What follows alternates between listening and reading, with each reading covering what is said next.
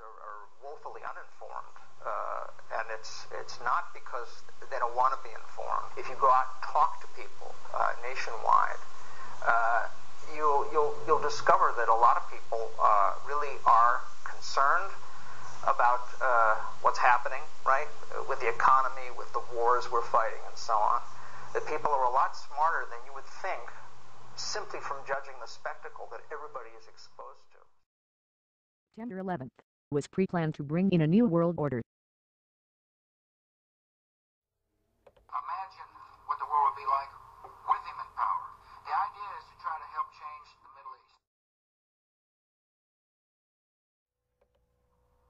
And so my answer to your question is that imagine a world in which Saddam Hussein was there, stirring up even more trouble in a part of the world that had so much resentment, so much hatred. Another name, of course, that comes to mind, Muammar Gaddafi, Libya's strong... In 2008, Gaddafi announced his intention to dissolve the country's existing administrative structure and disperse oil revenue directly to the people. The plan included abolishing all ministries, except those of defense, internal security, and foreign affairs, and departments implementing strategic projects. In 2009, Gaddafi personally told government officials that Libya would soon experience a new political period. He also promised to include international monitors to ensure fair elections.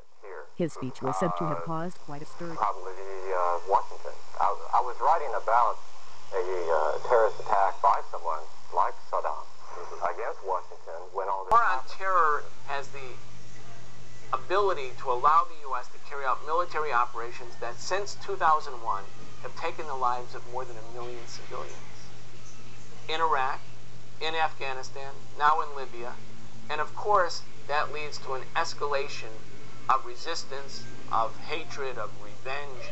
And so in terms of keeping the American people safe, that's a ridiculous notion. That's why he's already sent tens of thousands of more troops to Afghanistan and will in the end decide to send tens of thousands more, because that control and domination of the Middle East, a strategic and resource-filled region, is too important for the U.S. global empire. We were led by President George Bush into Iraq, chasing the wrong target. It was a war of choice. We cannot recall the money spent. We cannot recall the life lost, not even get an apology for making the mistake. That led into the war into Afghanistan. And while we have this expanded military budget going for Iraq, Afghanistan, and now for Pakistan, Americans were just waking up to their day on September 11, 2001. No one could have been prepared to look up at this precise moment. But all the plane shots are aimed at the direction of Flight 11, which came from somewhere out of nowhere. And just scream right into the side of the and just scream right into the side of the Twin Tower. Scream right into the side of the Twin Tower.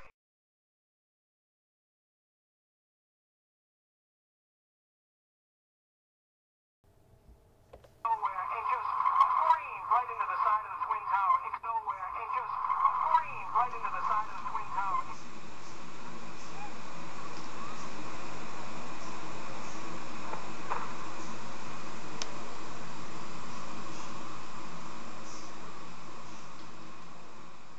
Nowhere and just scream right into the side of the Twin Tower.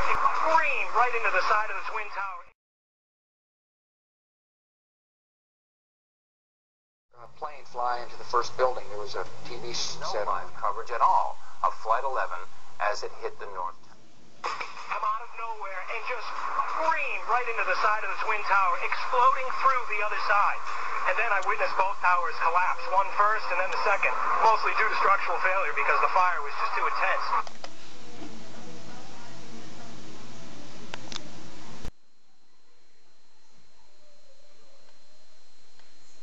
One first and then the second, mostly due to structural failure because the fire was just too intense.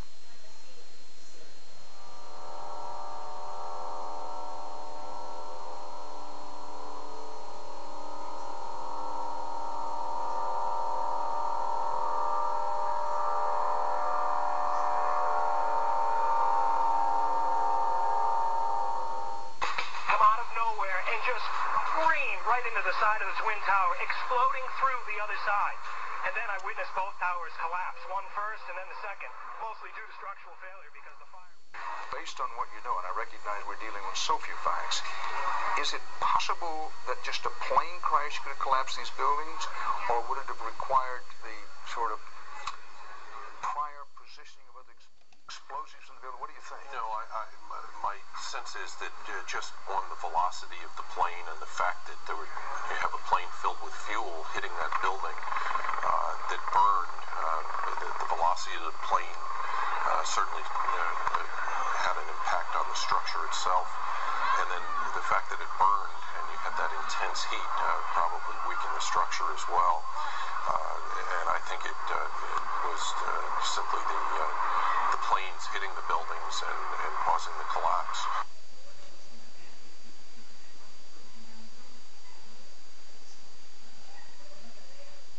My sense is that just on the velocity of the plane and the fact that you have a plane filled with fuel hitting that building that burned, and you had that intense heat, probably weakened the...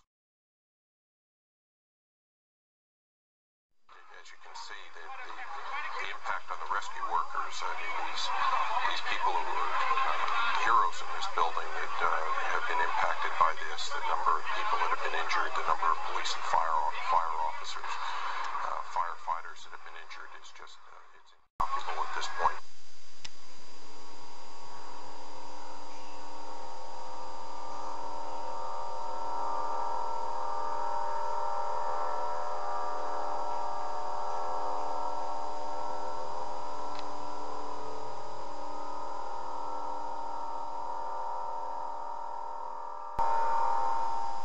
Is it possible that just a plane crash could have collapsed these buildings, or would it have required the sort of prior positioning of other explosives in the building? What do you think? No, Call from the fire department commander telling me that they were not sure they were going to be able to contain the fire. And I said, you know, we've had such terrible loss of life. Maybe the smartest thing to do is pull it. And they made that decision to pull, and then we watched the building collapse.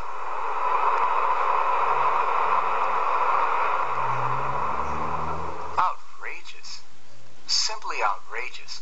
It takes months of preparation and planning to do a controlled demolition like this one. They had to have put these charges in place before September 11th.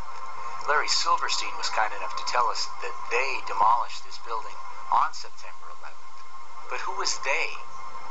And are we supposed to think that they didn't have explosive charges in place in the Twin Towers?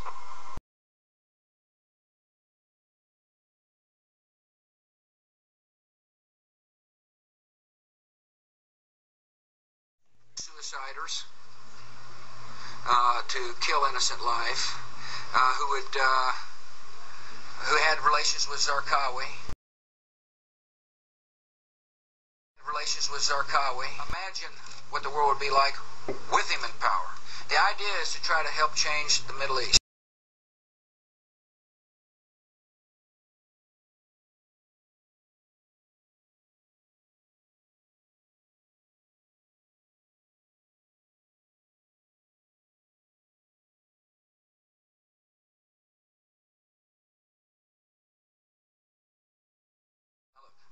Part of the reason we went into Iraq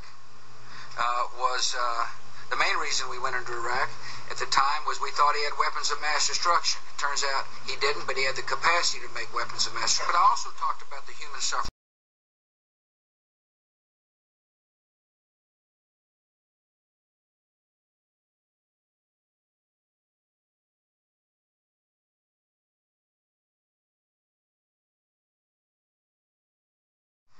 And I also talked the need to advance a freedom agenda.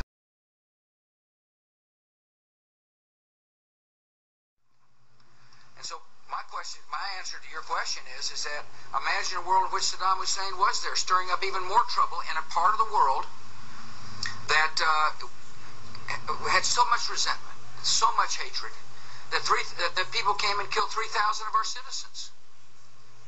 You know, I've heard this theory about, you know, terror has the ability to allow the U.S. to carry out military operations that since 2001 have taken the lives of more than 1 million civilians. In Iraq, in Afghanistan, now in Libya, and of course that leads to an escalation of resistance, of hatred, of revenge. And so in terms of keeping the American people safe, that's a ridiculous notion.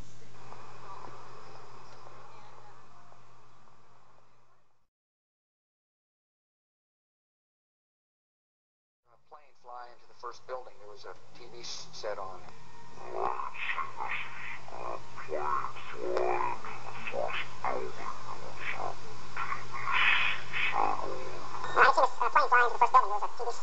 I had seen this plane fly into the first building. There was a TV set on. There was no live coverage at all of Flight 11 as it hit the North Tower. I had seen this plane fly into the first building. There was a TV set on. There was no live coverage at all of Flight 11. No live coverage at all of Flight 11 as it hit the North Tower. After all, it was a surprise attack.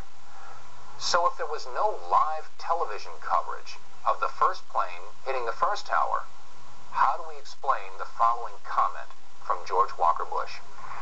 What was the first thing that went through your head when you heard that a plane crashed into the first? Well, I was sitting in a schoolhouse in Florida. I'd gone down to tell my little brother what to do, and you go ahead and sit down. Just kidding, Jeb. And it's the mother in me. Anyway, I was sitting there, and my chief of staff. Well, first of all, when we walked in the classroom, I had seen this plane fly into the first building. There was a TV set on, and you know, I thought it was pilot error. I had seen this plane fly into the first building. There was a TV set on.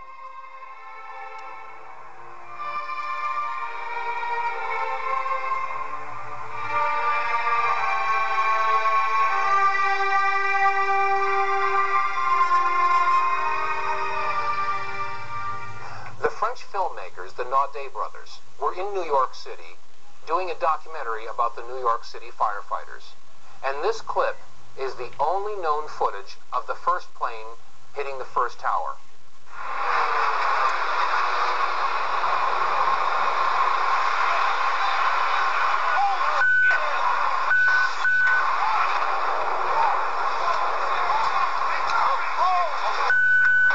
Now, this video clip that we've just examined came again from the Naudet brothers documentary that was being filmed in the streets of New York City on the morning of September 11th. This documentary about the New York City firefighters was going to be assembled at a later date, and it was...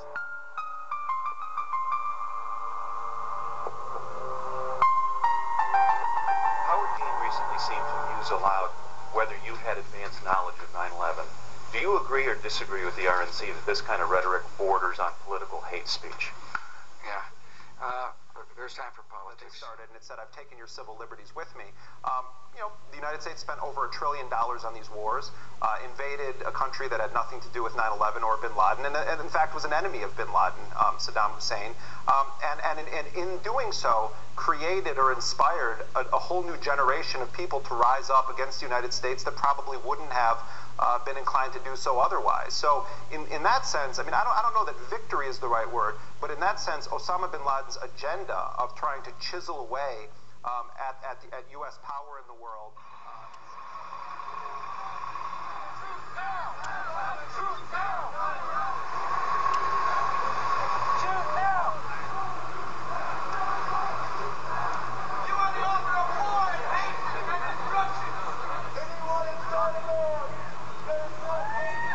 That's right. Something very strange was happening during that day that never, ever anybody expected. It was a surprise.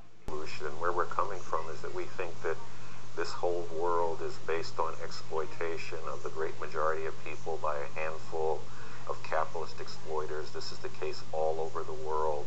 Nothing fundamentally good is going to happen for people unless and until that imperialist capitalist system is overthrown through revolution. And our party exists to mobilize not only working class people, but people from all walks of life who've got beefs, problems with this system. system. We also get people to try to look at the world, which is another problem here in this country. People don't look at the world and how the world is being abused by their government in their name. They actually accept a lot of lies and distortions about what's going on around the world. That's something else that we have to break through. That the U.S. needs to get out of Afghanistan. The U.S. is in Afghanistan not to provide security for people